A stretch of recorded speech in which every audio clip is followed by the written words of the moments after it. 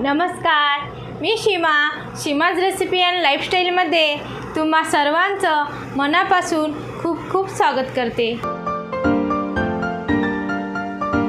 आज आपण बघणार आहोत उपवासाची पनीरची भाजी। नवरात्रीचे दिवस चालू आहेत। नवरात्रीमधील भरपूर जणांचे उपवास असतात।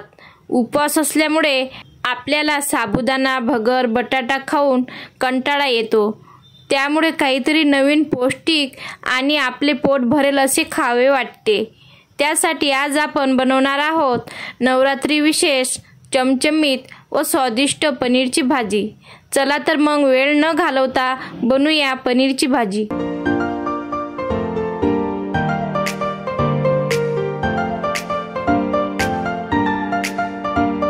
तर सर्वात आधी आपल्याला कढईमध्ये तेल गरम करून घ्यायचे आहे।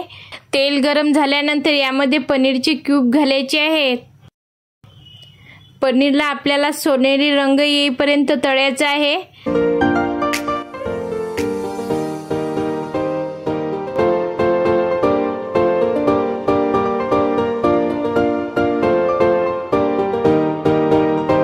तर इथे मी आपले पनीर छान तळलेले आहे।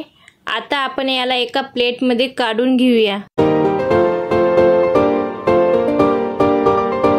अशा प्रकारे आपण एका प्लेटमध्ये सर्व पनीर काढून घेतलेले आहे। आता यानंतर आपण जास्तीचे तेल काढून घेऊ आणि उरलेल्या तेलामध्ये आपण फोडणी देणार आहोत। आता आपल्याला यामध्ये थोडेसे जिरे टाकायचे आहे।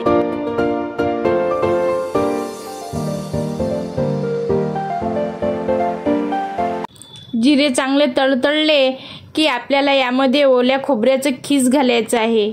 खोबरं खीस या रेसिपीचे सिक्रेट साहित्य आहे।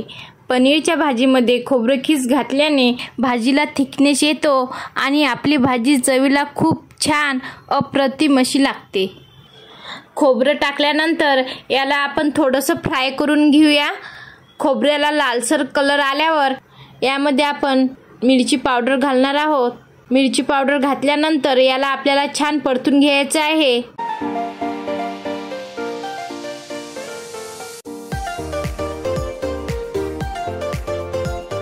आता यामध्ये अर्धा ग्लास पाणी घालणार आहोत। आपल्याला ही भाजी जास्त पातळ नाही बनवायची आहे।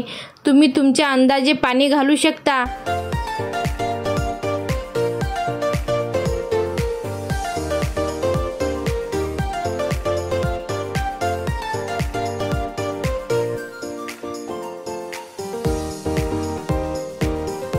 आता आपल्याला यामध्ये मीठ टाकून आपल्याला एक उकळी येऊ द्यायची आहे।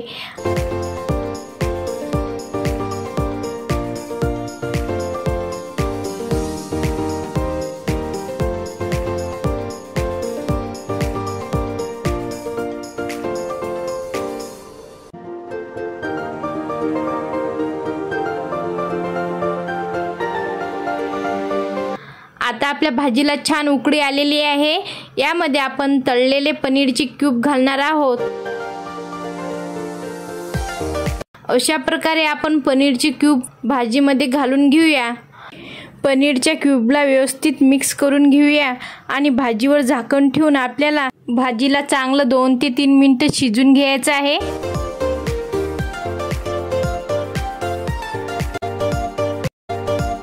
आपली भाजी मस्त शिजलेली आहे। तुम्ही बघू शकता आपली भाजी छान झालेली आहे।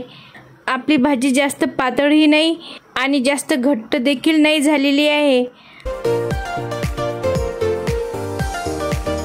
अशा प्रकारे आपली उपवासाची पनीरची भाजी तयार झाली आहे। ती आपण एका बाउलमध्ये काढून घेऊया। तर नक्की ट्राय करून बघा या नवरात्रीमध्ये ही पनीरची भाजी, जी खूप लवकरही बनते आणि चवीला पण ही भाजी खूप अप्रतिम अशी लागते।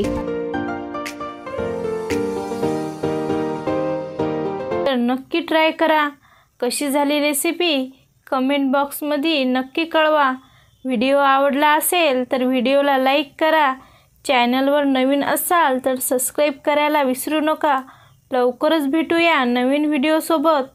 तोपर्यंत मस्त खा, स्वस्त राहा।